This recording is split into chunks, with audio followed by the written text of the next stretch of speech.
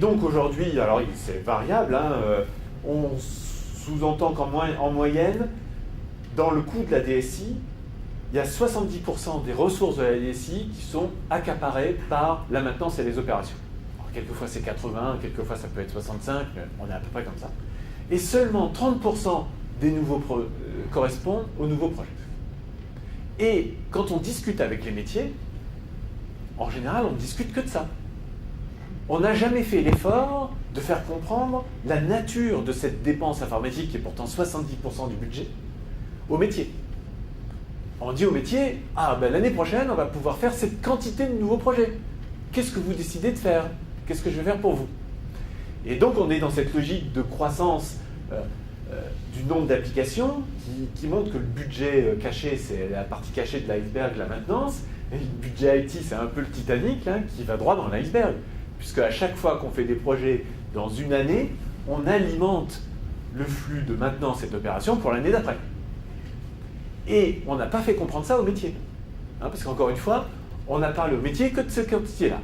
C'est qu'ils ne veulent pas comprendre non plus. Les torts sont partagés probablement. Parce que ça les... D'ailleurs tout le monde, y compris dans la DSI, les gens sont toujours beaucoup plus motivés pour faire le neuf plutôt que de gérer l'ancien. Hein, et donc ça c'est dans la nature humaine ça. Hein. Et donc en fait moi je vois une évolution importante liée à cette transformation d'une DSI service, utilisateur et fournisseur de services en cloud privé ou public, dans une logique où on va, ça fait un peu écho à ce qu'on disait tout à l'heure, dire il y a plusieurs zones dans le système d'information. Il y a une IT qui est nécessaire parce qu'elle est standard dans des grandes entreprises. Ben, il faut forcément que j'ai des collaborateurs, j'ai un système RH qui sorte la paye tous les mois. J'ai des factures fournisseurs, il faut que je les paye. Mais c'est de l'IT nécessaire, il faut que je sois bon, parce que si je paye 2 fois le montant des factures, c'est pas très satisfaisant, d'accord? Ou si je paye mes fournisseurs avec trop de retard, j'ai plus le bon niveau de service, parce que je suis plus un bon client pour eux. Mais ça sert à rien d'être excellent dans ce domaine-là. Donc, dans le système d'information, il y a des choses qui sont standards des grandes entreprises, il y a des choses qui sont standards du secteur. J'aime bien parler de l'aérien sur cette schéma-là, parce que c'était pour Air France qu'on avait travaillé là-dessus de façon historique. Quand je suis dans l'aérien, je vends des billets et je gère donc des réservations. Et je fais monter des bagages et des passagers dans mes avions. Donc j'ai besoin des systèmes qui gèrent ça. Et puis je suis un leader de mon secteur, donc j'ai un système de fidélisation avec des miles. Si je suis une compagnie low cost, je ne m'occupe pas de ça. Hein. Mais si je suis un grand du secteur de l'aérien, j'ai des systèmes de fidélisation. Et puis, j'ai des choses qui sont là pour me différencier. Par exemple, si je suis dans l'aérien encore, si j'envoie par SMS des alertes, le numéro de la porte aux passagers, je peux leur fournir un service bien meilleur et une expérience client bien meilleure que mes concurrents. Ça, c'est ma différenciation. Et du coup, dans le système d'information, ces différentes zones et ces différents positionnements font qu'ici, on va essentiellement prendre des décisions basées sur les coûts. Il faut que je fasse bien les choses, mais si ça me coûte le moins cher possible, c'est tant mieux. Et je vais utiliser des solutions standards. Et peut-être que l'archivage par un très gros opérateur, c'est ça la bonne décision. À l'inverse, quand je suis dans la différenciation client, eh bien là, je vais avoir une décision qui va être essentiellement basée sur la valeur. Est-ce que ça apporte le plus de valeur possible à mes métiers? Et est-ce que je peux le faire le plus rapidement possible? Parce que si j'ai une bonne idée, on peut être sûr que mes concurrents, ils vont la copier rapidement. D'accord? Et c'est donc une recherche continue de différenciation. Comment je peux ouvrir le champ des possibles pour demain rajouter encore des fonctionnalités qui me différencieront par rapport à la compétition.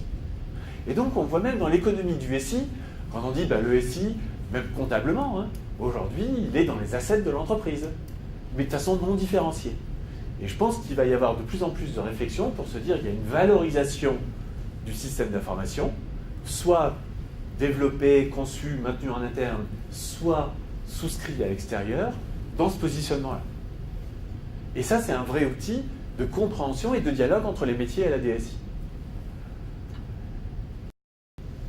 Ce qui est très intéressant aussi dans l'orientation service, tous les opérateurs, il suffit de voir par exemple Amazon. Amazon, vous achetez de leur CPU, du gigaoctet de disque, de la bande passante à l'heure, et ça coûte des centimes d'euros. Ce qui est très important dans ces opérateurs SaaS et qui va s'imposer du coup à la DSI, c'est une culture de la mesure très très importante.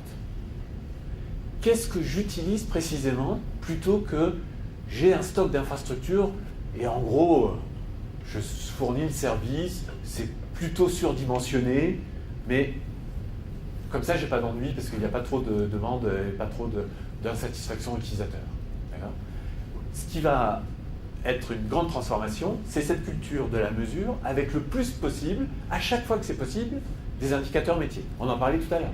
Si je dois traiter 1000 commandes par jour, ou 2000 commandes par jour, ou 10 000 commandes par jour, voilà, j'ai une IT et j'ai des ressources et j'ai donc des euros qui sont mis dans les systèmes de traitement de la commande en regard du volume à traiter, du volume métier à traiter.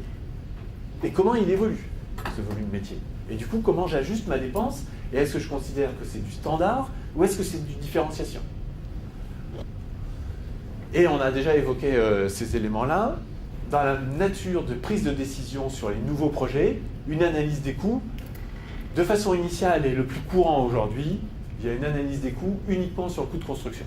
Je veux faire un CRM, si je prends cette solution-là, ça me coûte 1 million, si je prends cette solution-là, ça me coûte 1,5 million, mon choix est fait. Un petit peu, on commence à voir des coûts d'exploitation, combien ça va me coûter année après année en usage pendant 5 ans. Commence à venir. Mais la chose la plus intéressante et la plus importante, à mon avis, c'est aussi considérer les coûts de sortie et de remplacement. Puisqu'en fait, dans le cloud, ce qu'on a appris, le CRM avec Salesforce.com, le coût de mise en place, il est nul. Je veux commencer la semaine prochaine, ça commence la semaine prochaine. Du coup, le plus important, c'est plus tellement le coût de construction, c'est le coût de sortie. Si demain, je trouve une meilleure solution pour supporter mes forces commerciales que Salesforce.com, comment je peux remplacer Salesforce.com par quelque chose qui sera meilleur pour mes métiers? Et ça, c'est quelque chose un petit peu nouveau pour nous.